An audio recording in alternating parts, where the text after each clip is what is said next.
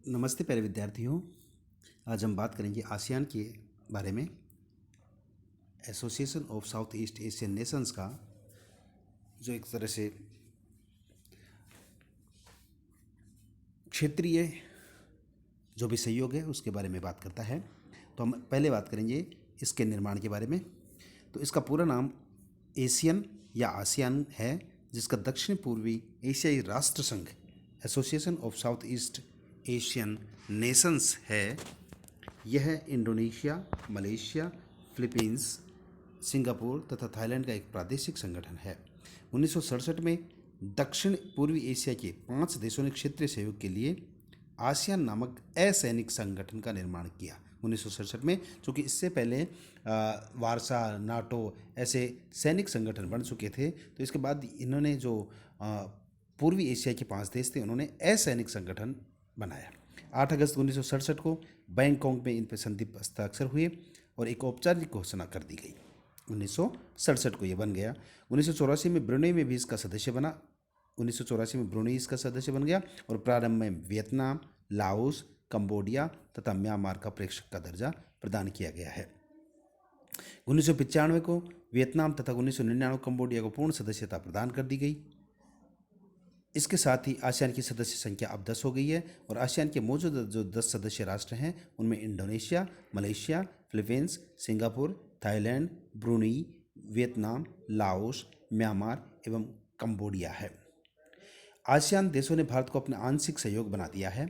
24 जुलाई 1996 को भारत को आसियान का पूर्ण संवाद सहभागी बना लिया गया। वर्तमान में भारत, चीन, जापान और दक्षिण कोरिया इसके शिखर स्तर के हिस्सेदार हैं। भारत और चीन के अतिरिक्त यूरोपीय यूनियन और जापान आसियान के पूर्ण डायलॉग साझेदार हैं। आसियान का केंद्रीय सचिवालय जकार्ता, इंडोनेशिया की जो ये राजधानी है उसमें है और उसका अध्यक्ष महासचिव होता है। महासचिव का पद प्रति 2 वर्ष के लिए प्रत्येक देश को जाता है और देश के चुनाव का आधार एकाराधिक्रम है। सचिवालय के ब्यूरो, निदेशकों तथा अन्य पदों की भर्ती 3 वर्ष बाद होती है। आसियान के शिखर सम्मेलन सार्क की भांति अधिक नहीं हुए।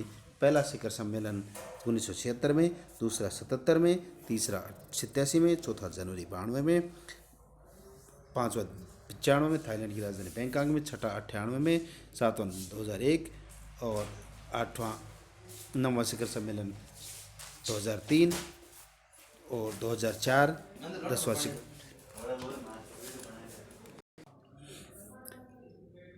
विदेश मंत्रियों की बैठक प्रति वर्ष अवश्य होती रहती है।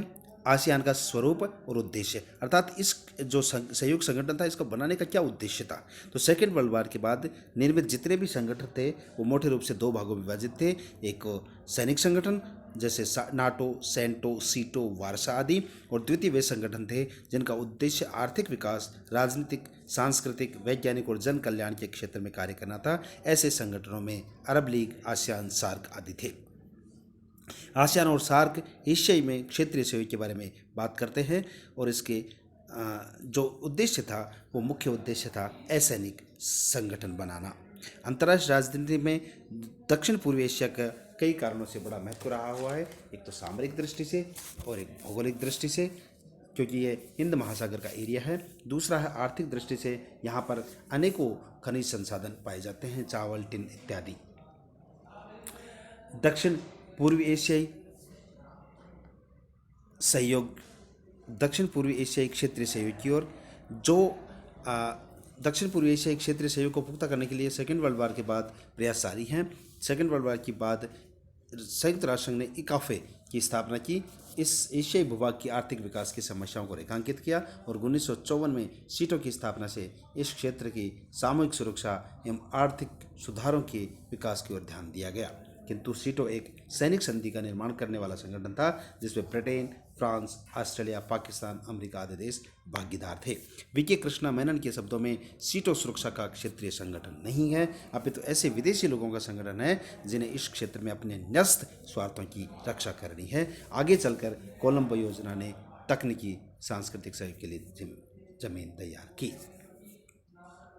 तो इस प्रकार से ये इसके आसियान के निर्माण के प्रमुख उद्देश्य है दक्षिण पूर्वी एशिया में आर्थिक प्रगति को त्वरित करना और आर्थिक स्थायित्व को बनाए रखना। मोटे तौर पर इसके निर्माण का उद्देश्य सदस्य राष्ट्रों में राजनीतिक, सामाजिक, आर्थिक, सांस्कृतिक, वैज्ञानिक, व्यापारिक, तकनीकी, प्रशासनिक आदि क्षेत्रों में सहयोग, आपसी सहयोग तथा सामूहिक सहयोग से विभिन्न समस्याओं का समाधान करना था। और इसके निर्माण से इस समय आसियान घोषणा स्पष्ट रूप से लिखित है। इसका ध्येय इस क्षेत्र में एक साझा बाजार तैयार करना था और सदस्य देशों के बीच व्यापार को बढ़ावा देना था। 1987 में तीसरा जो सम्मेलन मनीला में हुआ, 2 दिवसीय शिखर सम्मेलन के अंत में आसियान देशों ने अपने व्यापार बढ़ाने हेतु 4 समझौतों पर हस्ताक्षर किए और आसियान क्षेत्रीय आर्थिक सहयोग पर बल देने वाला संगठन बन गया।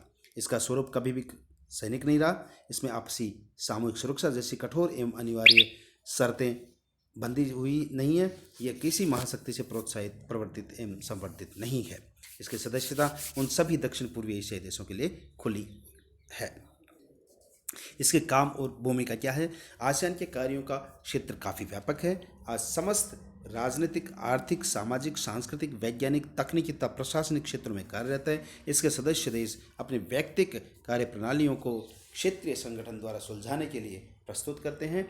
सामाजिक एवं सांस्कृतिक गतिविधियों से संबंधित स्थायी समिति ने अनेक परियोजनाएं बनाई हैं, जिनका उद्देश्य जनसंख्या नियंत्रण एवं परिवार नियोजन कार्यक्रमों को प्रोत्साहन, दवाइयों के निर्माण पर नियंत्रण, शैक्षणिक, खेल, सामाजिक कल्याण एवं राष्ट्रीय व्यवस्था में संयुक्त कार्य प्रणाली को महत्व देना है।